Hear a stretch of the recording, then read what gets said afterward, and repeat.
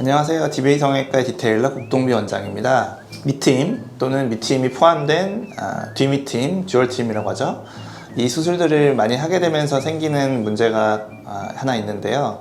바로 이 속눈썹 말림증이라는 거예요. 밑트임의 개념부터 아셔야 되는데, 밑트임이라는 게 이제 아래 눈꺼풀을 이렇게 골막에다가 당겨서 실로 고정해서 이렇게 밑으로 내려주는 수술이 되겠는데, 일단 이 수술을 권해드리면 간혹 이제 이렇게 하면 눈이 이렇게 반대로 뒤집히는 것 아니냐 이렇게 질문하시는 분들이 계신데, 오히려 그 반대예요. 눈을 바깥쪽으로 이렇게 내리는 수술이 아니라 이건 피부를 내리는 것이고, 굉장히 깊은 곳에서 골막에다가 내리는 것이기 때문에 눈은 오히려 안쪽으로 말려 들어가게 돼 있어요. 내려가지만 이렇게 내려가는 것과 이렇게 내려가는 것은 다른 얘기죠. 바깥쪽으로 뒤집히는 게 아니라 오히려 안쪽으로 들어가게 된다. 그래서 아래 눈꺼풀이 이렇게 눈 안쪽으로 좀 들어가게 되는데, 눈썹의 각도가 사람마다 다르게 있는데, 눈썹이라는 게 원래 바깥쪽으로 이렇게 나 있는 경우는 문제가 되지 않는데, 약간이라도 서 있거나 약간 안쪽으로 들어가 있으신 분들의 경우에는 밑트임 수술을 하게 되면 이게 더 말려서 이제 눈을 찌르는 그런 경우가 생기죠. 이것은 이제 어떤 수술에 의한 변화가 될 것이고, 사실은 이제 원래 이런 분들도 계시죠. 그걸 안검내반증이다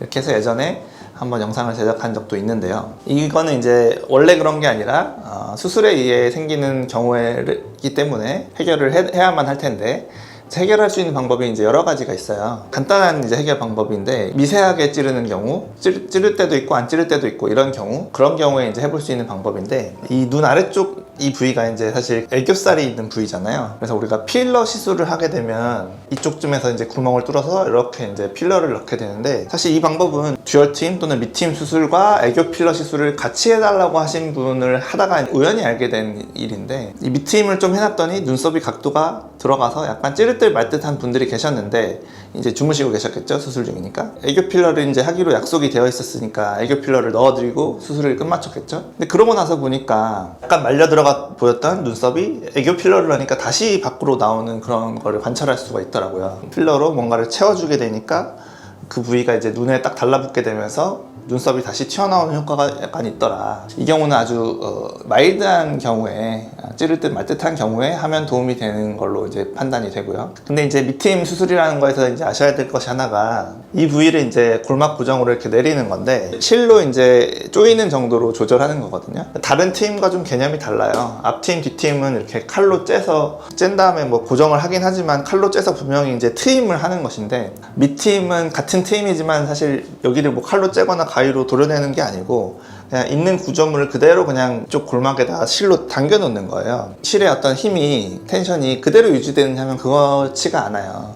사람마다 다르지만 처음 내려놨던 것보다는 약간 실이 느슨해져서 약간은 올라가게 되어 있거든요. 그러니까 아까도 말씀드렸지만, 많이 내릴수록 눈이 많이 말려 들어가서 눈썹이 찌를 수가 있는데, 그게 이제 자연스럽게 약간 올라오면 찌르던 것도 안 찌르게 될 수가 있는 거죠. 그래서 그 기간 동안, 예를 들면 뭐 애교 필러 시술을 해서 안 찌른다면 불편함 없이 좀 기다려 볼 수 있는 거겠죠. 그 다음 이제 해결 방법은, 과교정은 아니지만 이제 눈썹의 각도에 문제를 일으켜서 찌르는 경우는 이것을 느슨하게 바꿔주는 방법이 하나 있어요. 좀 덜 느슨하게 고정하는 방법, 또는 아예 끊어버리는 방법. 밑트임 수술을 다시 하거나 아니면 밑트임 수술했던 것을 그냥 복원하거나, 그렇게 하게 되면 눈썹 각도는 원래대로 올라가서 해결이 되겠죠. 밑트임을 하는 방법도 골막 고정 방식이 있고 근막 고정 방식이 있는데, 그런 면에서 이제 골막 고정 방식이 저는 좀 더 유리하다고 생각해요. 원상 복구가 된다는 점에서. 이 사이에 있는 연부 조직에 어떤 유착이 생기지 않기 때문에, 골막이라는 거는 그냥 끊어주면 원래대로 올라가는 그런 특성이 있어서 원상 복귀가 가능한 그런 방법이다.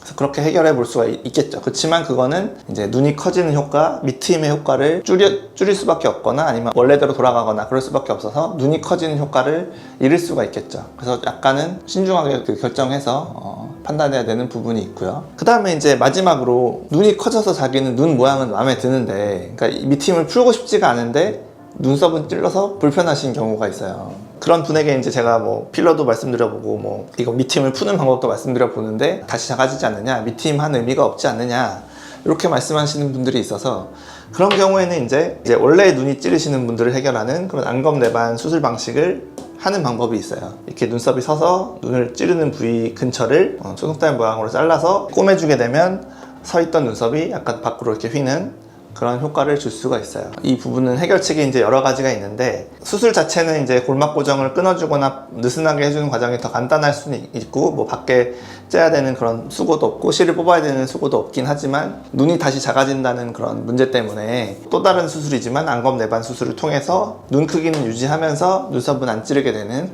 그런 효과를 보시는 분도 계시긴 하죠. 이 추가적인 수술이라 좀 번거롭게 생각하시는 분도 있지만, 이 수술을 하고 나면 여기 이제 늘어난 피부가 약간 없어지는 거기 때문에 어떻게 보면 하안검 수술을 좀 줄여서 하는 그런 개념이거든요. 안검 내발 수술이라는 것 자체가. 하안검 수술은 이제 뭐 범위를 넓혀서 전체적으로 하겠지만, 약간 늘어나 있는 피부를 타이트닝하는 효과가 있을 수 있어서 피부 노화나 뭐 잔주름은 또 나아질 수 있는 그런 부분도 약간 있고요. 어떻게 생각하느냐에 따라서 해결 방법이 달라질 수 있는 경우에 해당되죠. 그래서 같은 문제 또는 같은 케이스라고 해도 어떤 사람은 이 방법을 택해보고 어떤 사람은 저 방법을 택해보고 이제 그런 해결책이 달라질 수 있는 부분이 있어요. 그래서 어떤 경우에는 저도 이제 수술로 인해서 눈썹이 찌르게 된 경우는 또 다른 수술을 하라고 하기가 좀 죄송스럽기도 하고 해서 이 이제 뭐 안검 내반 수술하는 방법을 말씀을 못 드리는 경우도 있긴 한데, 뭐 이렇게 실제로 불편함을 겪고 있으신 분들이라면 이런 게 있다는 걸 아시고 병원에 가셔서라도 만약에 뭐 이런 해결책을 안 주시더라도 뭐 이런 방법도 있지 않느냐, 눈은 안 작아지면서